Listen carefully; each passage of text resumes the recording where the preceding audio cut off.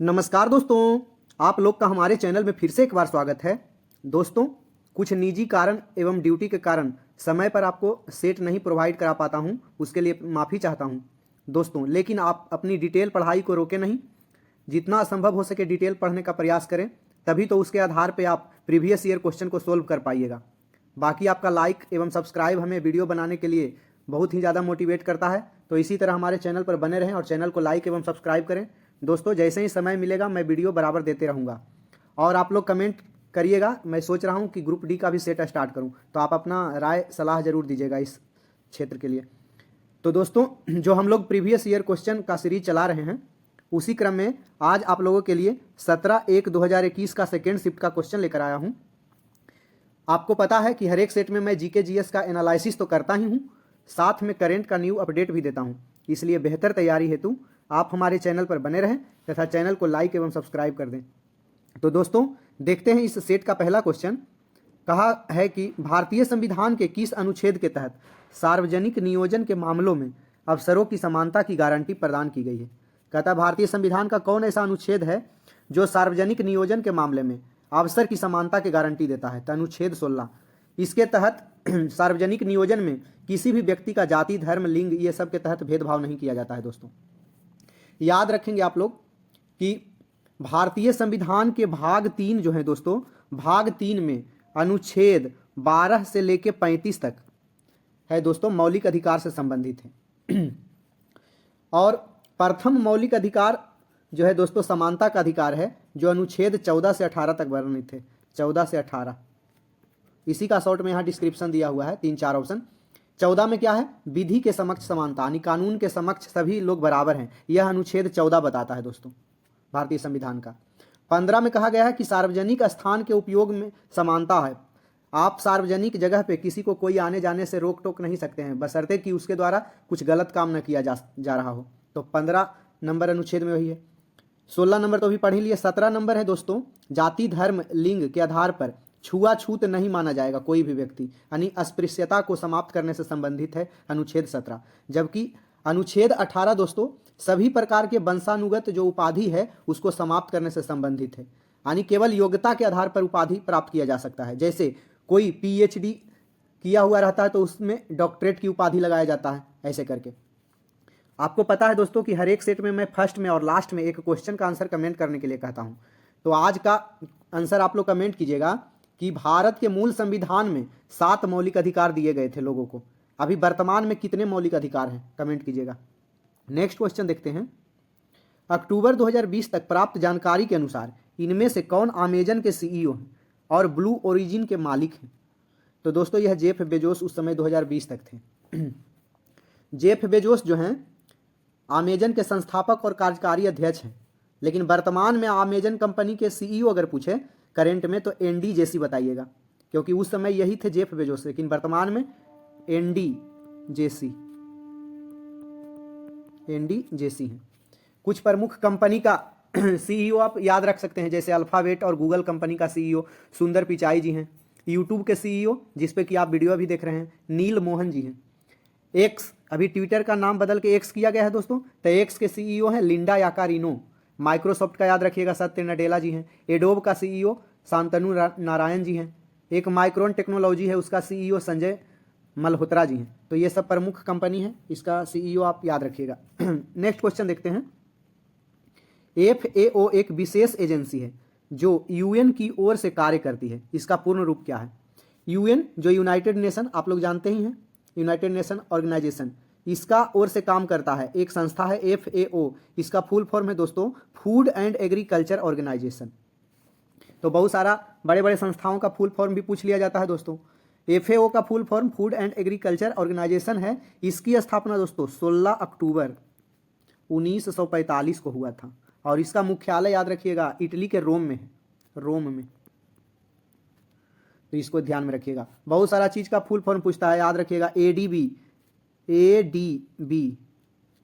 ADB का full form होता है दोस्तों एशियन डेवलपमेंट बैंक। एक इसी क्रम में पूछता है UNEP, united nation environment programme. ये नाटो का जो बराबर चर्चा में रहता है बना हुआ दोस्तों। नाटो का मुख्यालय ब्रुसेल्स बेल्जियम में है, इसको भी बराबर पूछता है। इसका स्थापना 1949 में हुआ था। तो नाटो का मुख्यालय ब्रुसेल्स बेल्जियम में है और इसका full form north atlantic treaty organisation होता है। एक WWF का याद रखिएगा, WWF world wide fund for nature, फिर से सुन लीजिए, world wide fund for nature. एक ओपेक का जो बराबर पूछता है, ओपेक का organisation of petroleum exporting country, इसके अंतर्गत जितने भी देश लगभग आते हैं वो सभी ही विश्व में ज़्यादा करके पेट्रोलियम का एक्सपोर्ट करते हैं दोस्तों। UNO का पूछता है, जो UN की तरफ से ये कार्य कर रही है दोस्तों, उसी संस्था के बारे में पूछता है। तो UNO का जानते ही हैं, यूनाइटेड नेशन ऑर्गेनाइजेशन। एक WTO का पूछता है, WTO वर्ल्ड ट्रेड ऑर्गेनाइजेशन, जिसकी स्थापना गैट के स्थान पर हुआ था। इसका मुख्यालय जेनेवा स्विट्जरलैंड में है दोस्तों। नेक्स्ट क्वेश्चन देखते हैं, हल्की और अज्वलनशील होने के कारण डैश गैस का उपयोग गुब्बारों को उड़ाने के लिए किया जाता है। तो हीलियम जो है हल्का और अज्वलनशील मतलब न ज्वलनशील होने के कारण इसको गुब्बारों को उड़ाने के लिए किया जाता है, और कभी कभी वायुयान के टायरों में भी भरा जाता है, तो इसको याद रखिएगा। हीलियम का परमाणु संख्या 2 होता है, इसका संकेत होता है दोस्तों He, और इसका परमाणु संख्या 2 होता है। उसी तरह से आप क्लोरीन का याद रखिएगा, Cl होता है इसका संकेत, और परमाणु संख्या इसका 17 होता है क्लोरीन का। ऑक्सीजन का तो आप लोग को पता ही है, O होता है दोस्तों, और इसका परमाणु संख्या 8 होता है, 8, और इसका खोज जोसेफ प्रिस्टले ने किया था। याद रखेंगे नियोन का दोस्तों परमाणु संख्या 10 होता है, और यह अक्रिय गैस है, तो इसको भी ध्यान में रखिएगा। नेक्स्ट क्वेश्चन देखते हैं, रूसी मिसाइल S-400 के विकल्प के रूप में US द्वारा भारत को इनमें से किस मिसाइल प्रणाली का पेशकश की गई है। तो रूस जो है मिसाइल लॉन्च किया था उस समय, जिस समय एग्जाम हो रहा था उससे थोड़ा दिन पहले चर्चा में था S-400 मिसाइल, जिसको कि भारत इंटरेस्ट दिखा रहा था खरीदने के लिए। तो इसी को मतलब दरकिनार करने के लिए US अमेरिका ने भारत को सुझाव दिया कि रूस का नहीं खरीद के मेरा वाला थर्ड और पैक 3 को खरीदिए, जो है उससे बेहतर है, या फिर अपना खूबी दिखा रहा था, इसमें बता रहा था। तो याद रखेंगे कि थर्ड जो है दोस्तों, अमेरिका अपना थर्ड मिसाइल का डील करना चाहता था, और पैक 3 का। अच्छा, भारत में अगर मिसाइल का बात किया जाए तो भारत में missile man APJ Abdul Kalam को कहा जाता है, और इसको भी याद रखिएगा। थर्ड का फुल फॉर्म है terminal high altitude area defence, जबकि PAC-3 का है full form patriot advance capability 3। ये दोनों का फुल फॉर्म है दोस्तों, तो इसको भी ध्यान में रखिएगा। नेक्स्ट क्वेश्चन देखते हैं, अक्टूबर 2020 तक प्राप्त जानकारी के अनुसार भारत के खेल मंत्री कौन हैं। तो किरण रिजिजू जी उस समय थे दोस्तों खेल मंत्री।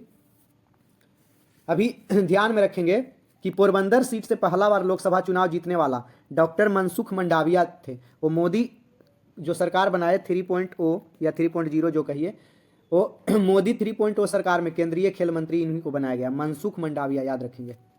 नेक्स्ट क्वेश्चन देखते हैं, 1992 में UNCED में वैश्विक नेताओं द्वारा इनमें से किस एजेंडा पर हस्ताक्षर किए गए थे जो वैश्विक सतत विकास को प्राप्त करने से संबंधित है। तो 1992 में UNCED में वैश्विक नेताओं के द्वारा एक मीटिंग किया गया, और विश्व कैसे विकास करेगा इस पर एक मीटिंग किया गया, और उसमें कुछ एजेंडा रखा गया। उस एजेंडा का नाम एजेंडा 21 रखा गया। जैसे हमारे विश्व को शिक्षा की ज़रूरत है, खाना की ज़रूरत है, ये सब मैंने एजेंडा 21 में रखा गया। एजेंडा 21 1992 में हुआ था दोस्तों, और ब्राज़ील के रियो डी जेनेरियो शहर में आयोजित किया गया था। और इस पृथ्वी शिखर सम्मेलन, इसको पृथ्वी शिखर सम्मेलन भी बोलते हैं, तो इस पृथ्वी शिखर सम्मेलन के बहुत सारे परिणाम आए थे। और एजेंडा 21 में क्या क्या चीज़ पर चर्चा हुआ कि कैसे, जैसे मान ले पहला अगर बात करें तो वायु प्रदूषण में कैसे कमी करेंगे, इस पर चर्चा हुआ।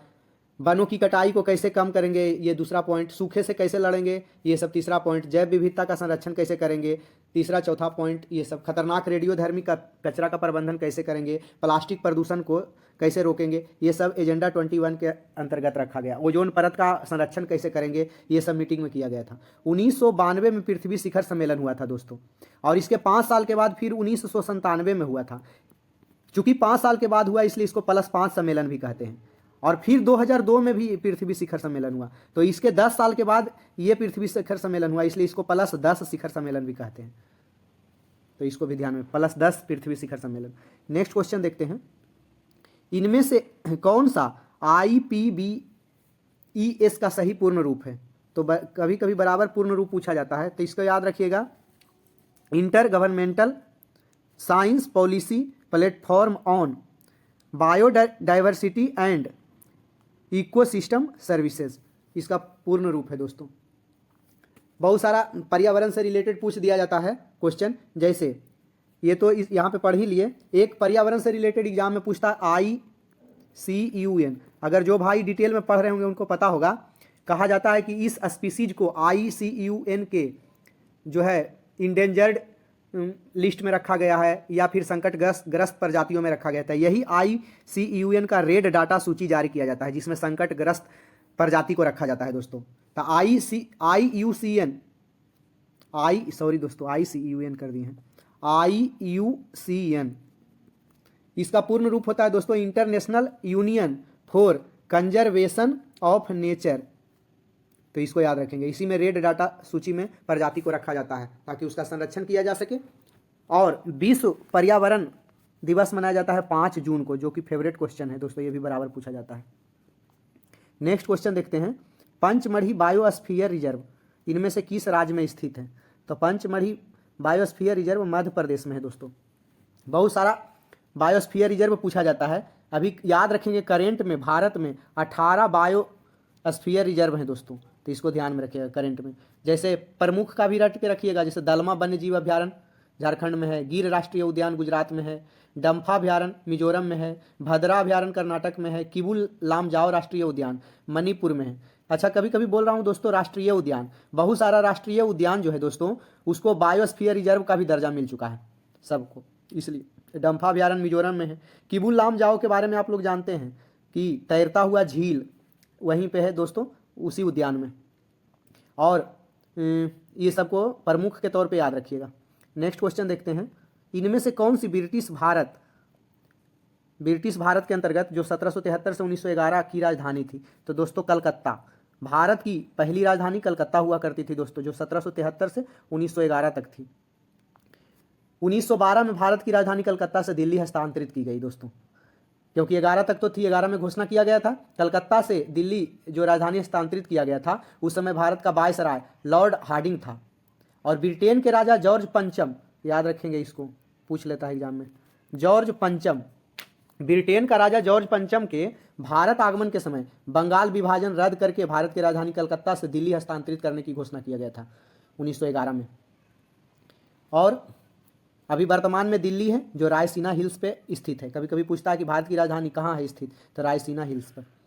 तो इसको अच्छा आप लोग कमेंट करके बता सकते हैं कि भारत की राजधानी एक दिन के लिए किसे बनाया गया था। देखते हैं किन भाई को पता है। नेक्स्ट क्वेश्चन देखते हैं, प्रसिद्ध बाघा बॉर्डर कहाँ स्थित है? तो बाघा बॉर्डर अमृतसर में पंजाब में है दोस्तों, जो कि पाकिस्तान और भारत के सीमा निर्धारण करने में भी महत्वपूर्ण भूमिका निभाता है। वहाँ पे अलग अलग देशों के साथ जो है चेक पॉइंट होते हैं दोस्तों, उनके बारे में एग्जाम में पूछता है। जैसे जोगबनी चेक पोस्ट भारत और नेपाल के बीच में है, कहाँ? अररिया में। जैसे ये अमृतसर में बाघा बॉर्डर है, उसी तरह से अररिया में है जोगबनी चेक पोस्ट, जो भारत नेपाल के बीच है। उसी तरह से मिजोरम के लौंग तलाई जिले में एक जेरिनपुर चेक पोस्ट है, वो भारत और म्यांमार के बीच में है। उसी तरह से आप याद रखिएगा भारत और बांग्लादेश के बीच में पेट्रापोल बेनापोल चेक पोस्ट है, तो इसको भी याद रखिएगा तीनों का। लिखते हैं कम दोस्तों, ताकि हम चाहते हैं कम समय में आपका मतलब वीडियो बन जाए और आपको टाइम भी बचे। अच्छा नेक्स्ट क्वेश्चन देखते हैं, इनसैट 1B को कब प्रक्षेपित किया गया था? तो इनसैट 1B को 1983 में प्रक्षेपित किया गया था। और इनसैट 1B जो है दोस्तों यह क्या था? तो याद रखेंगे संचार उपग्रह, संचार से रिलेटेड सूचना दिया करता था पृथ्वी पे। इनसैट 1A इसी क्रम में याद रखिएगा, 1B 1983 में। लेकिन इनसैट इंडियन सैटेलाइट जो है 1A दोस्तों, ये 1982 में इसको लॉन्च किया गया था। 1A की बात करें तो 1982 में, जबकि 1B का बात करें तो 1983 में लॉन्च किया गया था, तो इसको याद रखिएगा। नेक्स्ट क्वेश्चन देखते हैं, 2011 की HDI जिस ह्यूमन डेवलपमेंट इंडेक्स यानी कि मानव विकास सूचकांक रिपोर्ट के अनुसार निम्नलिखित में से किस राज्य में साक्षरता दर सर्वाधिक? यानी 2011 के जनगणना के आधार पर ही अभी क्वेश्चन पूछेगा, तो उसी को बताइएगा, क्योंकि अभी 2021 में जनगणना होना था, वो कोरोना के कारण नहीं हो पाया दोस्तों, लेकिन धीरे धीरे उसको प्रकाशित कर दिया जाएगा। तो 2011 के जनगणना के अनुसार मानव विकास सूचकांक रिपोर्ट के अनुसार किस राज्य में साक्षरता दर सर्वाधिक है? तो केरल में, जहां दोस्तों 90% से ऊपर ही साक्षर लोग हैं, 92, 93, 94% तक साक्षर हैं वहाँ दोस्तों। लेकिन मोटा मोटी याद रखिएगा कि 90% साक्षर है, 90% से प्लस साक्षर है वहाँ। मानव मेन यहाँ समझना है दोस्तों, मानव विकास सूचकांक जो है कभी कभी 90 प्लस देता है, कभी कहीं कोई स्टेट में 92% साक्षर है, कहीं 94% भी हम देखते हैं, इसको याद ध्यान में रखिएगा। तो मानव विकास सूचकांक के बारे में बात कर रहे थे दोस्तों। मानव विकास सूचकांक जो है ना, वो मानव विकास के 3 बुनियादी आयाम पर आधारित होता है। इसमें मानव विकास सूचकांक 3 तरह से निकलता है। पहला जीवन प्रत्याशा जिसको बोलते हैं, जीवन का रहन सहन कैसा है वहाँ का, और दूसरा नंबर किसी जगह का शिक्षा कैसा है दोस्तों, तो इस पर भी निकलता है ह्यूमन डेवलपमेंट इंडेक्स, और तीसरा है प्रति व्यक्ति आय, पर कैपिटा इनकम। तीनों के आधार पे ही मानव विकास सूचकांक निकलता है। और विश्व में मानव विकास सूचकांक में नॉर्वे जो देश है दोस्तों, वो टॉप पे बना रहता है ज़्यादा करके। हालांकि अभी इधर 1-2 साल से स्विट्जरलैंड टॉप पे बना हुआ है। नेक्स्ट क्वेश्चन देखते हैं, इनमें से कौन इंडिया द फ्यूचर नाउ के लेखक हैं? उस समय बुक चर्चा में था, शशि थरूर लिखे थे। अभी वर्तमान में कुछ कुछ बुक चर्चा में रहा है, उसको याद रखिएगा। द हिंदी बे शशि थरूर लिखे हैं, इन्हीं का रचना है। मेड इन चाइना एक बुक आया है परिंदा जोशी जी का। The diary of Manu Gandhi Tridip Suhrud ji का है। अच्छा, इनका अनीता देसाई का अगर बात करें फेमस बुक का, cry the peacock in custody, sorry दोस्तों, इन स्टडी बोल रहे हैं, इन कस्टडी। अच्छा, एक सनातन नाम का बुक आया है डॉक्टर शरण कुमार लिम्बाले का। किरण देसाई जी का याद रखेंगे, सबसे फेमस बुक है द इनहेरिटेंस ऑफ लॉस। इसके लिए इनको बुकर पुरस्कार भी मिल चुका है दोस्तों। और याद रखिएगा नरेंद्र मोदी का एग्जाम वॉरियर्स बुक बहुत फेमस हुआ था उस समय बच्चों के लिए। एग्जाम के समय में डिप्रेशन नहीं लेना चाहिए, ये सब चीज़ उसमें वर्णन है दोस्तों एग्जाम वॉरियर में। राष्ट्रीय बाघ संरक्षण प्राधिकरण एनटीसीए के अनुसार 2012 से 2018 की अवधि के दौरान लगभग कितने प्रतिशत बाघों की मृत्यु अवैध शिकार या फिर विद्युत के झटकों के कारण हुई? इस क्वेश्चन में कहा गया है कि राष्ट्रीय बाघ संरक्षण जो प्राधिकरण संस्था है, उसके अनुसार 2012 से 18 तक का डेटा निकाला गया। तो कहा कितना प्रतिशत बाघ या तो अवैध शिकार, कोई लोग शौक से शिकार करते हैं कि हम बाघ का शिकार किए, ऐसे में बाघ मरा, और विद्युत का झटका, जहाँ शेर बाघ रहते हैं दोस्तों वहाँ बाड़ा टाइप का लगाया जाता है और लोग इसके पास ना जा पाएँ या फिर शेर या बाघ लोगों के पास ना आ पाए, इसलिए बिजली का झटका भी लगाया जाता है तारों में, ताकि वो यहाँ से लोगों को क्षति ना पहुँचा सके। इसके लिए यानी कि दोनों मिलाकर लगभग 31% इस प्रकार से मृत्यु हुआ है बाघों का। हालांकि ऐसे नहीं करना चाहिए लोगों को। तो इस तरह से देखते हैं, राष्ट्रीय बाघ संरक्षण प्राधिकरण की अगर बात करें तो इसका स्थापना दोस्तों 2006 में हुआ था, इसको ध्यान में रखिएगा। वन्य जीव संरक्षण अधिनियम आया था 1972, इसी के तहत इसका स्थापना हुआ था। वन्य जीव संरक्षण अधिनियम कब आया? 1972 में आया, और इसी के तहत कहा गया कि बाघ के संरक्षण के लिए भी कुछ किया जाए, तो 2006 में किया गया। अच्छा, भारत में टाइगर स्टेट के रूप में किसे जानते हैं? तो मध्य प्रदेश को, एमपी में सबसे ज़्यादा बाघ है दोस्तों, ध्यान में रखिएगा। अभी वर्तमान में प्रोजेक्ट टाइगर जो, अच्छा सबसे पहले ये जान लीजिए कि प्रोजेक्ट टाइगर कब चलाया गया था? तो 1973 में दोस्तों, जबकि प्रोजेक्ट एलिफेंट 1992 में चलाया गया था। हाथी वाला 1992 में, बाघ वाला 1973 में। तो अभी प्रोजेक्ट टाइगर जो 1973 में चलाया गया, उसके तहत संरक्षित टाइगर रिजर्व की संख्या अभी वर्तमान में 58 हो गई है। और अगर आपसे पूछे वर्तमान में जो 58 क्रम का है उसका नाम क्या है, तो माधव राष्ट्रीय उद्यान अभी नवीनतम टाइगर रिजर्व भारत का है, और भारत के एमपी में ये है दोस्तों, इसको भी ध्यान में रखिएगा। नेक्स्ट क्वेश्चन देखते हैं, जनवरी 2019 की जानकारी के आधार पर नवीनतम लॉयड स्पोर्ट रिपोर्ट के अनुसार निम्न में से कौन सा पोर्ट विश्व के शीर्ष 30 कंटेनर पोर्ट्स में शामिल है? कहा गया जनवरी 2019 के जानकारी के अनुसार नवीनतम लॉयड रिपोर्ट जो निकला, उसके अनुसार विश्व का 30 सर्वाधिक यानी शीर्ष टॉप 30 कंटेनर पोर्ट्स का लिस्ट जारी किया गया था। उसमें शामिल भारत का जवाहरलाल नेहरू पोर्ट भी है। कभी कभी एग्जाम में पूछेगा नानवा सेवा बंदरगाह, तो इसी का नाम है दोस्तों जवाहरलाल नेहरू पोर्ट। अभी वर्तमान में करेंट की बात अगर करें तो जून 2024 में विश्व बैंक और ग्लोबल मार्केटिंग इंटेलिजेंस द्वारा तैयार किया गया रिपोर्ट है। उस रिपोर्ट के आधार पर कंटेनर पोर्ट परफॉर्मेंस इंडेक्स 2023 के नवीनतम संस्करण में भारत के 9 बंदरगाह ने ग्लोबल टॉप 100 में जगह बनाया है। 100 बंदरगाह के सूची जारी किया गया बढ़िया बंदरगाह का, उसमें भारत के 9 बंदरगाह शामिल हुए। इसमें से विशाखापत्तनम बंदरगाह को 19वां पोजीशन मिला है दोस्तों, इसको याद रखिएगा। दुनिया के टॉप 20 में आया था विशाखापट्टनम बंदरगाह, जो प्राकृतिक रूप से गहरा बंदरगाह भारत का आता है। और इसमें जो है कंटेनर पोर्ट्स परफॉर्मेंस इंडेक्स जो निकला 2023, उसमें चीन का यांगसान बंदरगाह जो है वो पहला नंबर पे रहा था। अगर मार्मू गोवा पोर्ट की बात करें तो यह गोवा में है दोस्तों। कांडला पोर्ट गुजरात में है। इसको ज्वारीय बंदरगाह भी भारत का बोलते हैं, तो इसको याद रखिएगा। और हल्दिया पोर्ट दोस्तों वेस्ट बंगाल में है। भारत का ज्वारीय एकमात्र ज्वारीय बंदरगाह जो है तो कांडला पोर्ट है। नेक्स्ट क्वेश्चन देखते हैं। शरिया कानून डैश समुदाय से संबंधित है। शरिया कानून जो है मुस्लिम समुदाय से संबंधित है दोस्तों। बहुत सारे कानून सब धर्म से रिलेटेड होते हैं। और एक एग्जाम में हो सकता है पूछे 3 तलाक, जो कि आप लोग पता है 3 तलाक कानून भी मुस्लिम समुदाय से संबंधित है। और याद रखेंगे यहूदी की अगर बात करें तो यहूदी कानून के मुख्य स्रोत जो है, जैसे मुस्लिम धर्म का जितना भी कानून है दोस्तों, वह अपना एक धर्म ग्रंथ है उसका, कुरान, वहाँ से है। तो यहूदी का याद रखेंगे कि कानून का मुख्य स्रोत मोज़ैक संहिता है। मोज़ैक। मुस्लिम का तो कुरान है, पवित्र धर्म ग्रंथ जानते ही हैं। अच्छा, जेंदम अवेस्ता पारसी लोग का है, याद रखिएगा। और यहूदी का धर्म ग्रंथ मेन रूप से एकदम सबसे पवित्र धर्म ग्रंथ है दोस्तों तोराह। जैसे कानून के लिए मोज़ैक का इस्तेमाल यहूदी लोग करते हैं, लेकिन यहूदियों का पवित्र धर्म ग्रंथ तोराह है। और मुस्लिम का कुरान। जैन का याद रखेंगे दोस्तों आगम है, आगम। जबकि ईसाई लोग का जानते हैं, ईसाई लोग का बाइबिल है दोस्तों। और बौद्ध लोग का याद रखेंगे त्रिपिटक। ये सब पूछता है एग्जाम में। नेक्स्ट क्वेश्चन देखते हैं। निम्नलिखित में से कौन सा अम्ल आई वास, आई मतलब आँख, वास मतलब धोने वाला, मतलब आँख धोने के काम में आता है, उसका एक घटक है दोस्तों, तो बोरिक अम्ल। बोरिक अम्ल का अगर सूत्र की बात करें तो H3BO3 होता है बोरिक अम्ल। इसका उपयोग आँख को धोने या साफ करने के लिए आई वॉश के रूप में इस्तेमाल करते हैं, डॉक्टर लोग रखते हैं इसको। बोरिक अम्ल आँख से क्लोरीन, स्मॉग वगैरह जो होता है उस प्रदूषक को हटाकर आँखों को साफ सुथरा करता है। ये सब।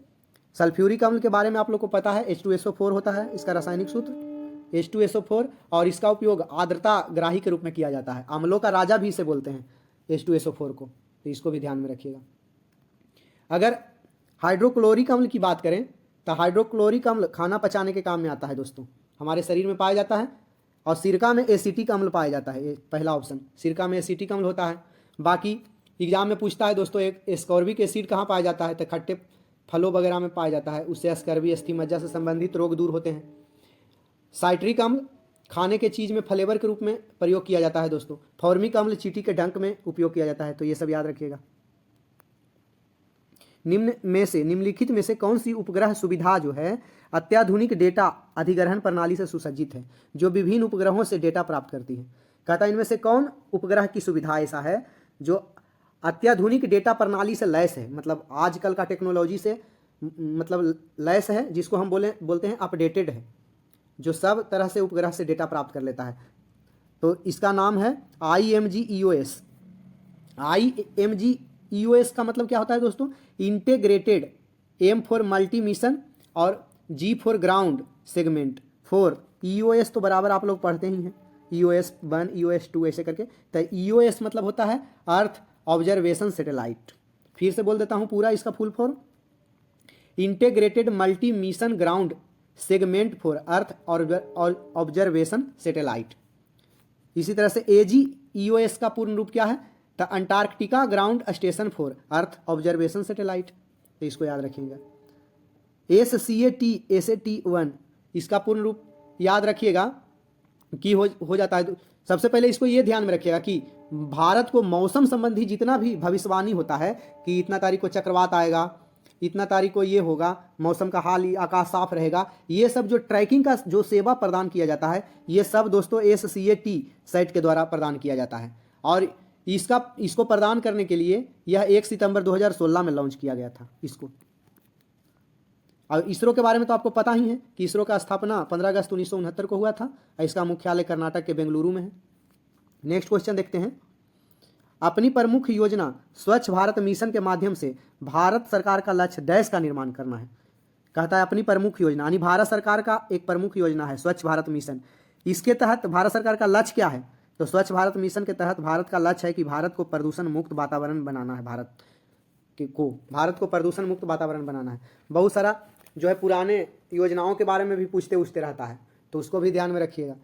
जैसे पूछ लेता है किस योजना का क्या उद्देश्य है।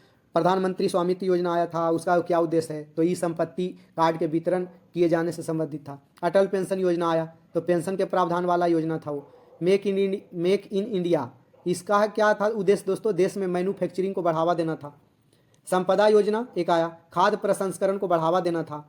तो उसी तरह से एक उड़ान योजना आया था दोस्तों, उड़े देश का आम नागरिक, UDAN, उड़े देश का आम नागरिक। उड़ान योजना के तहत दोस्तों आम नागरिक को हेलीकॉप्टर पे चढ़ाना था दोस्तों, जहाज पे, कम पैसा में।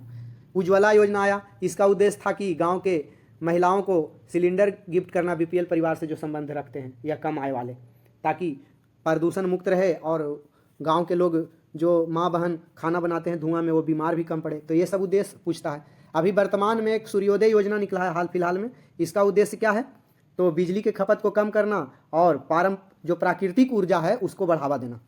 नेक्स्ट क्वेश्चन देखते हैं। आर्थिक रूप से कमजोर वर्गों के लिए सरकारी नौकरियों और उच्च शिक्षा में 10% का आरक्षण लागू करने वाला पहला राज्य कौन सा था? तो गुजरात। दोस्तों आर्थिक रूप से जो कमजोर वर्ग था, उस सरकारी नौकरी और उच्च शिक्षा में 10% आरक्षण लागू करने वाला पहला राज्य था गुजरात। बहुत बार ऐसा होता है दोस्तों, हम लोग जाति धर्म के आधार पर कुछ चीज़ को देखते हैं। ऐसा कोई ज़रूरी नहीं है कि अगर मान लिया जाए कोई जाति रहे नाई, या कोई जाति चौधरी रहे, पासी रहे, या कोई चमार रहे, मुसहर रहे, तो वही छोटा हो सकता है दोस्तों। पंडित लोग या फिर राजपूत लोग या फिर कोई भी लोग छोटा हो सकते हैं, क्योंकि जिसके पास संपत्ति ना रहेगी वो कोई भी जाति का हो, वो कमज़ोर ही रह जाएगा।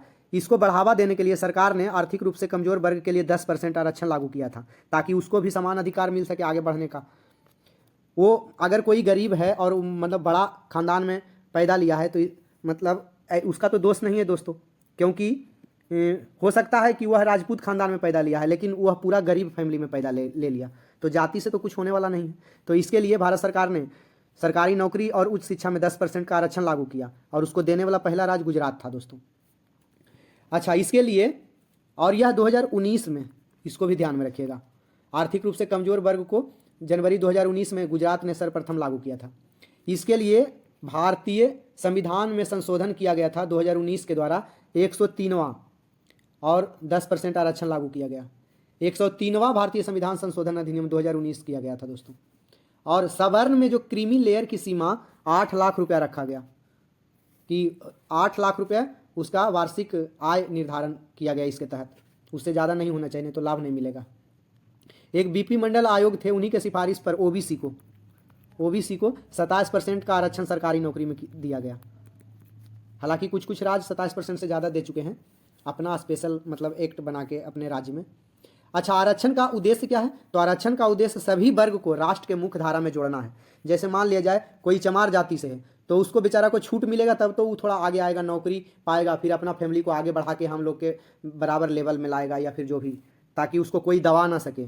क्योंकि भारत में आज भी हकीकत है, ऐसे बहुत सारे राज्यों में ऐसे बहुत सारे ज़िले हैं जहाँ की बहुत सारे लोगों के द्वारा छोटे लोगों को दबाया जाता है। नेक्स्ट क्वेश्चन देखते हैं। इसलिए शिक्षा एक ऐसा हथियार है दोस्तों, जितना हासिल कीजिए, पढ़िए और अपने अधिकार का प्रयोग कीजिए और बराबर लेवल में आइए। कोई किसी से कुछ नहीं। एक पढ़ा लिखा, जैसे कोई बोल देते हैं बड़े जाति के लोग छोटे को दबाते हैं, यह गलत बात है दोस्तों, ऐसा बात नहीं है। एक शिक्षित व्यक्ति ऐसा कुछ नहीं कर सकता है, एक अधूरा ज्ञान वाला व्यक्ति ही खास करके ऐसा करता है। नेक्स्ट क्वेश्चन देखते हैं। लेकिन हम लोग को चुपचाप पढ़ के आगे बढ़ना, ये सब झमेला में नहीं पढ़ना है, ये सब पॉलिटिक्स का बात है दोस्तों। किस कंपनी ने ब्रिटिश खिलौना निर्माता कंपनी हैमलीज का अधिग्रहण किया है? तो दोस्तों रिलायंस ब्रांड उस समय चर्चा में था। कहता है, इस क्वेश्चन में था कि ब्रिटिश खिलौना कंपनी हैमलीज का अधिग्रहण, एक ब्रिटेन का यानी अंग्रेजों का कंपनी हैमलीज है, वो खिलौना बनाती है, रिलायंस ब्रांड ने उसको अधिग्रहण उस समय कर लिया था, इसलिए यह चर्चा में बना था। यह ब्रिटेन की कंपनी थी हैमलीज, और ब्रिटेन का 259 साल पुरानी कंपनी हैमलीज है दोस्तों, ब्रिटेन का, तो इसको अधिग्रहण कर लिया। रिलायंस कंपनी के अभी मेन जो हैं दोस्तों मालिक हैं मुकेश अंबानी। रिलायंस एक ब्रांड है भारत में अपने आप में दोस्तों, जो कि सभी क्षेत्र के में उसका कंपनी है, जैसे टेलीकॉम से लेके विभिन्न प्रकार के क्षेत्र की कंपनी है, जहाज बनाने से लेके सब कंपनी है लगभग दोस्तों उसका। औद्योगिक क्षेत्र पेट्रोलियम क्षेत्र में, सभी क्षेत्र में रिलायंस कंपनी का वर्चस्व है।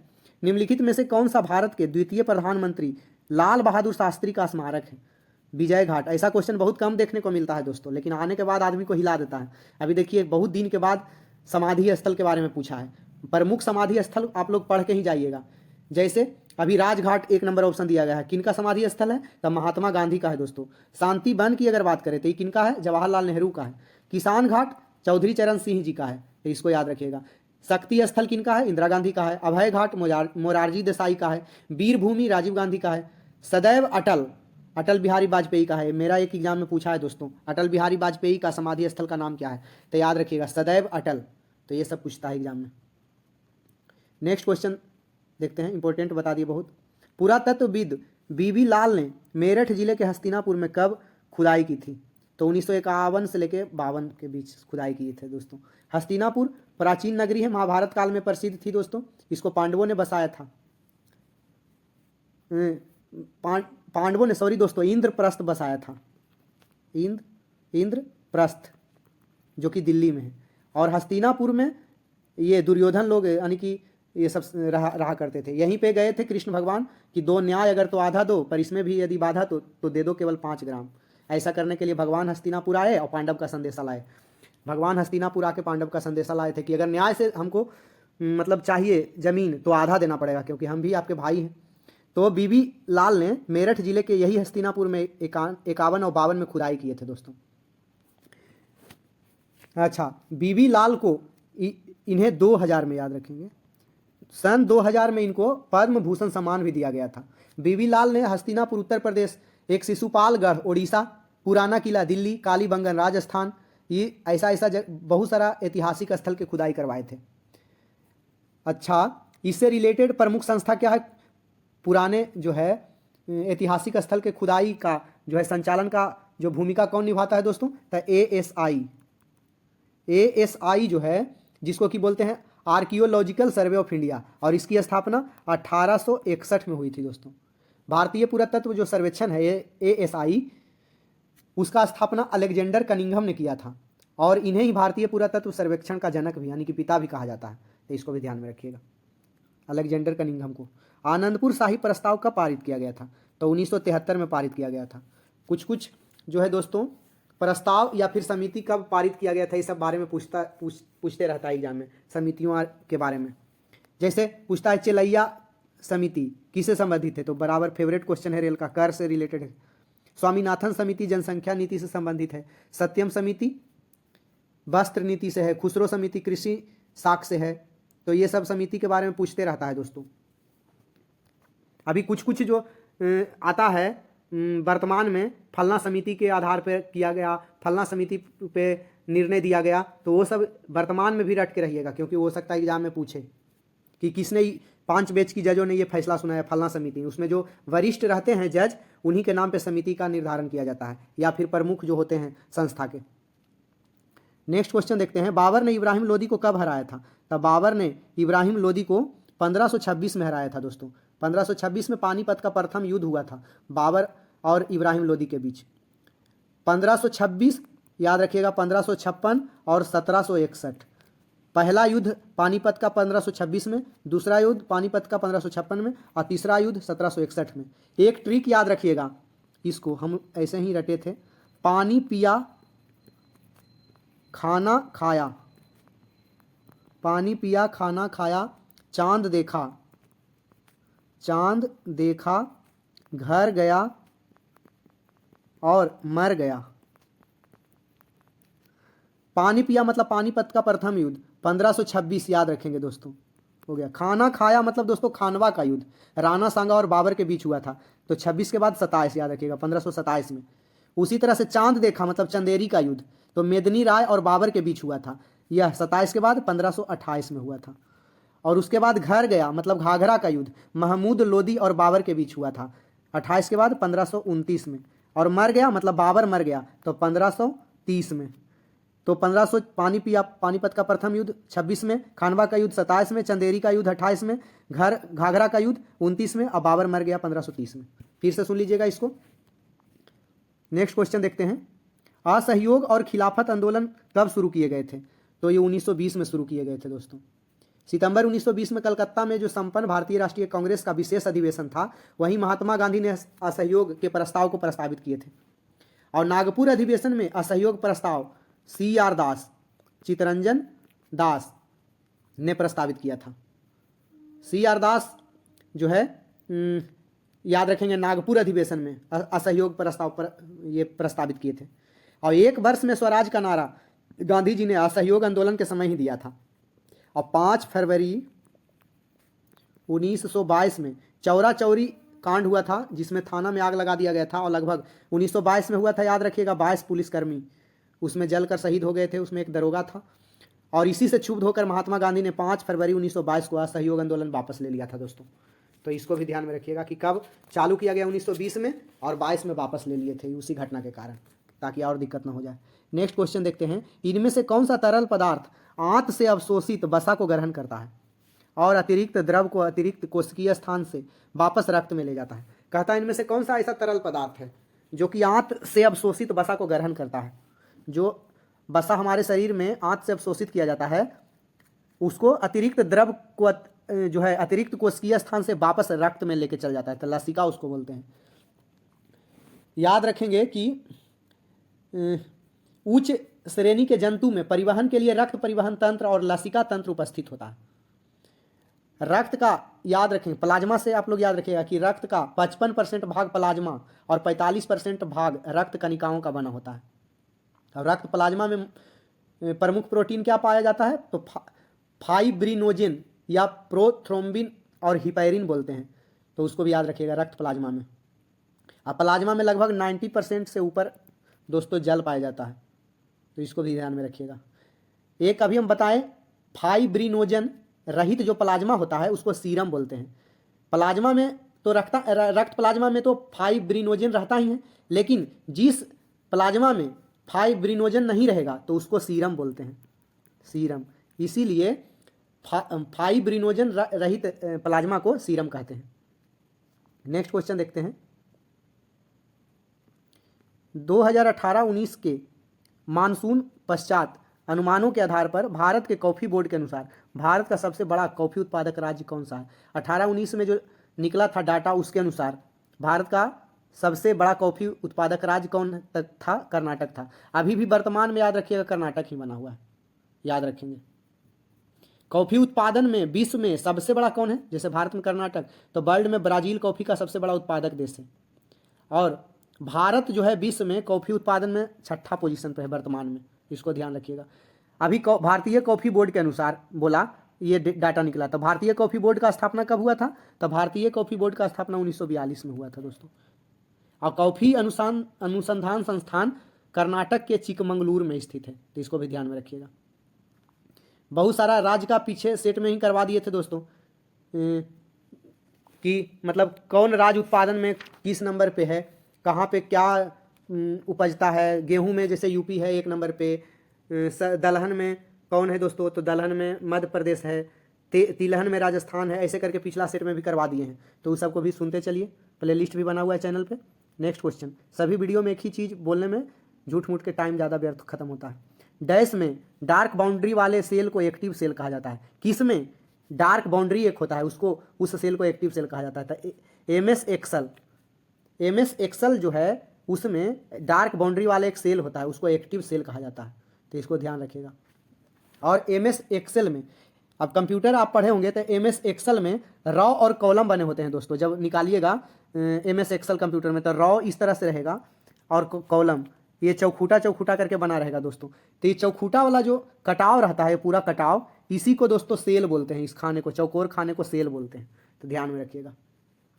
नेक्स्ट क्वेश्चन देखते हैं, MS डॉस जानते हैं? ये डॉस का पूर्ण रूप कंप्यूटर में बराबर पूछा जाता है, डिस्क ऑपरेटिंग सिस्टम। चूंकि इसको आविष्कार किया था माइक्रोसॉफ्ट के द्वारा आविष्कार किया गया, इसलिए इसके आगे MS लगा हुआ है। जितना के आगे MS लगा हुआ है दोस्तों, वो माइक्रोसॉफ्ट कंपनी के द्वारा आविष्कार किया गया था, इसलिए उसके आगे MS लगाया जाता है। तो Microsoft disk operating system. Next question, उसी तरह से सब Microsoft PowerPoint, Microsoft Word, Microsoft Excel, ऐसे करके।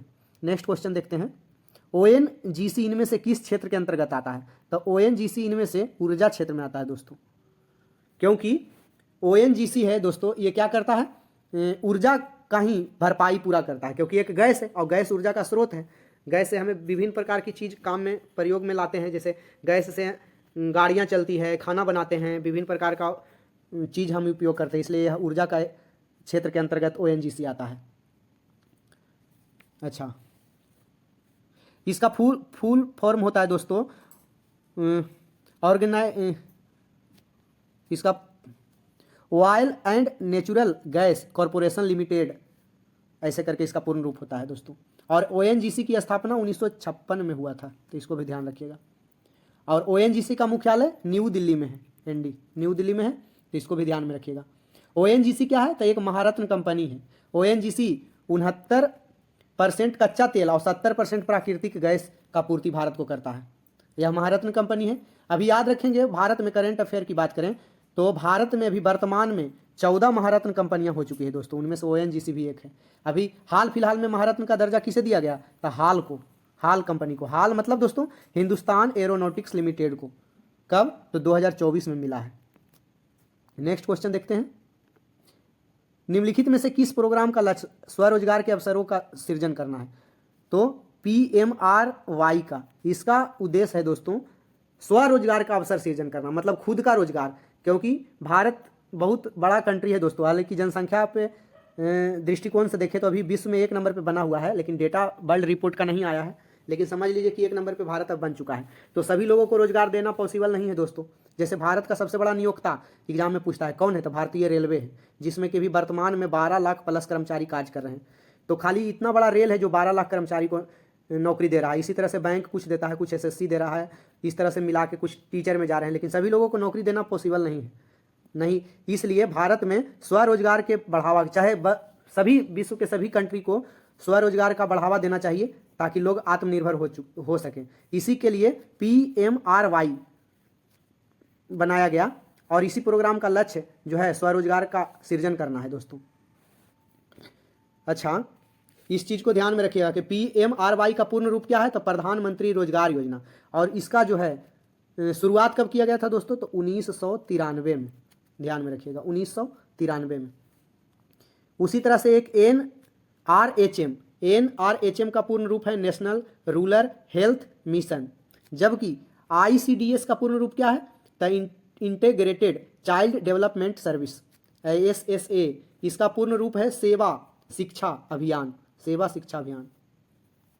नेक्स्ट क्वेश्चन देखते हैं, प्रदान की गई सेवाओं के एवज में, अगर आप कोई सेवा दे रहे हैं तो उस सेवा के एवज में सेवानिवृत्ति के समय नियोक्ता द्वारा कर्मचारी को दी जाने वाली राशि को क्या कहा जाता है, तो उपादान, जिसको ग्रेजुइटी कहते हैं। अगर आप किसी को के यहाँ सेवा कर रहे हैं तो नियोक्ता जो आपका मालिक है, जैसे कोई व्यक्ति रेल में सेवा कर रहा है तो हमारा नियोक्ता कौन होगा दोस्तों, तो रेलवे। तो सेवा करने के एवज में जब रिटायर कर्मचारी होते हैं, सेवानिवृत्त होते हैं, तो उस समय ग्रेजुइटी दिया जाता है उसको।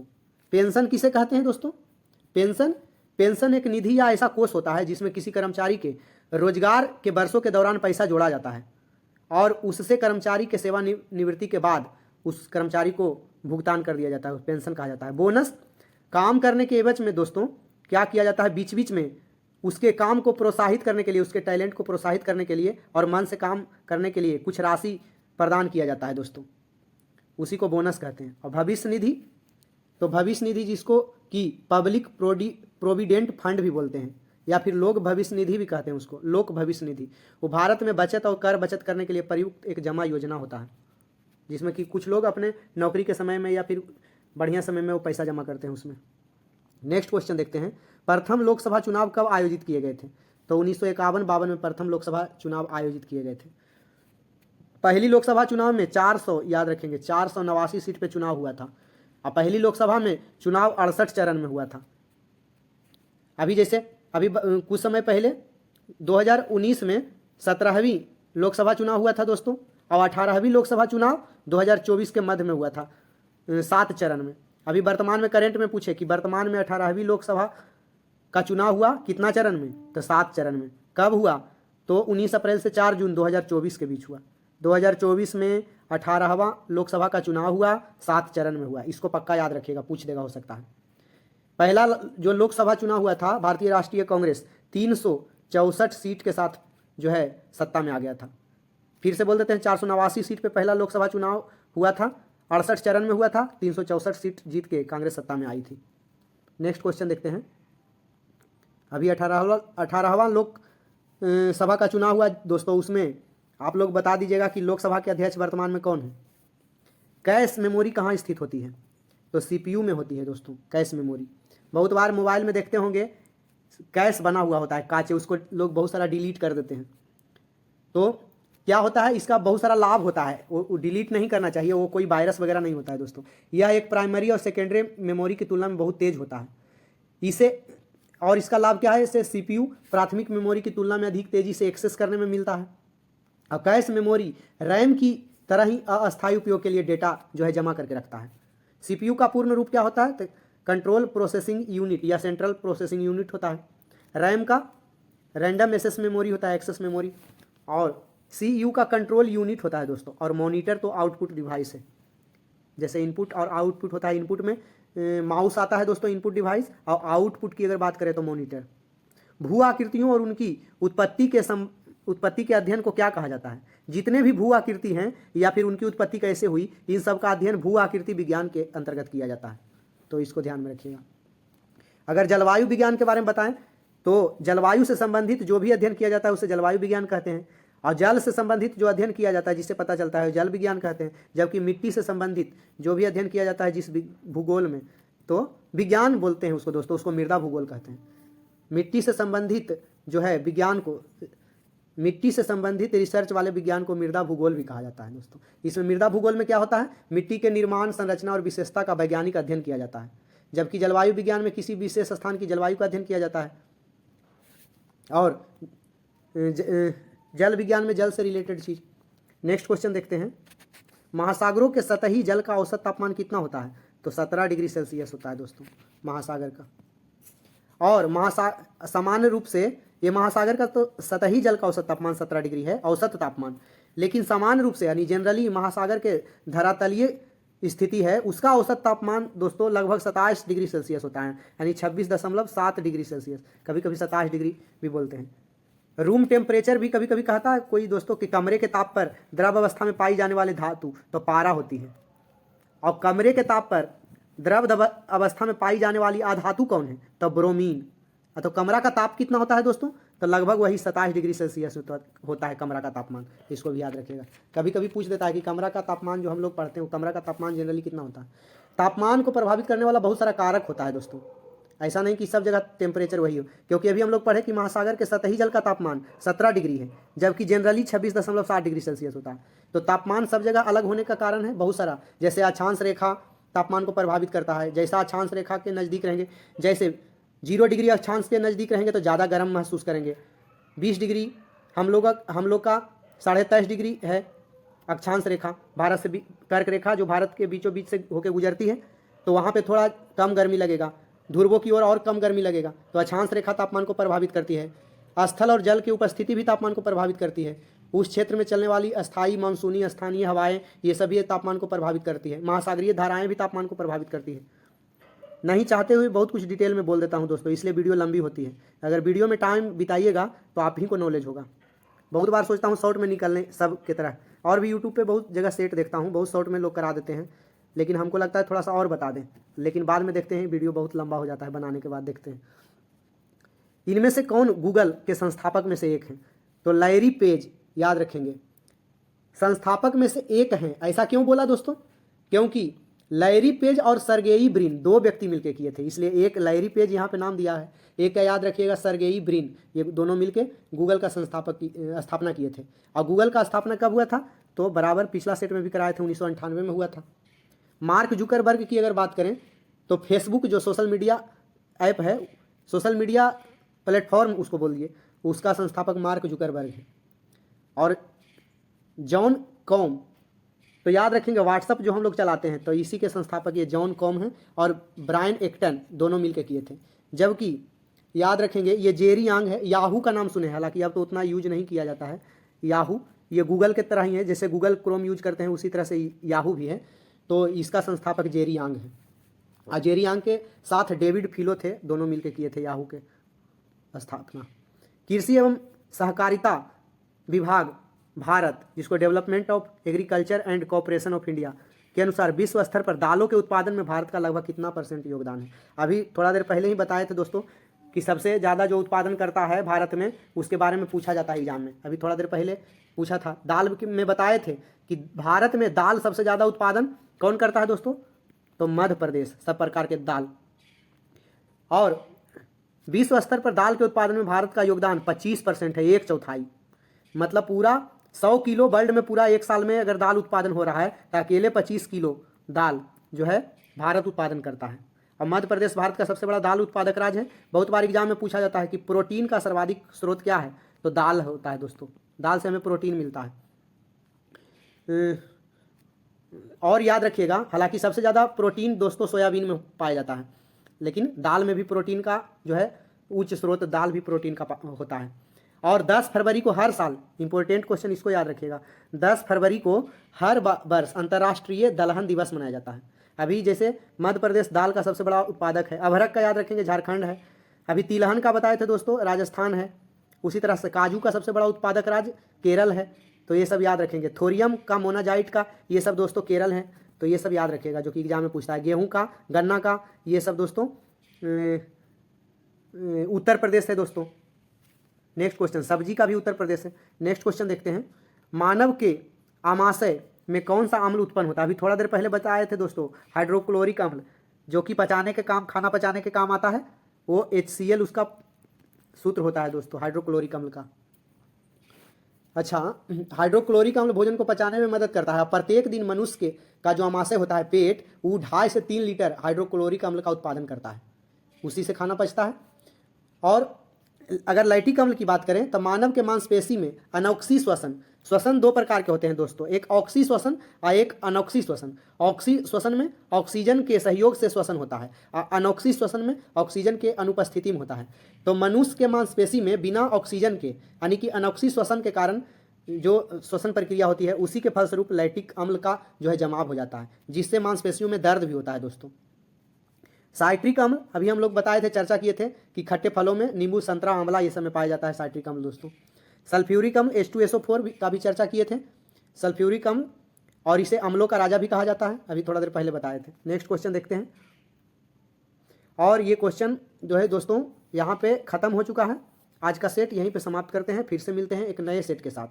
आप लोग को पता है कि हर एक सेट में मैं लास्ट में क्वेश्चन करता हूँ, तो आज आप लोग कमेंट करके बताइएगा कि जो है अम्लों को नापने के लिए एक स्केल दिए थे, पीएच स्केल, पीएच स्केल का खोज कौन वैज्ञानिक किए थे। तो फिर से मिलते हैं एक नए सेट के साथ।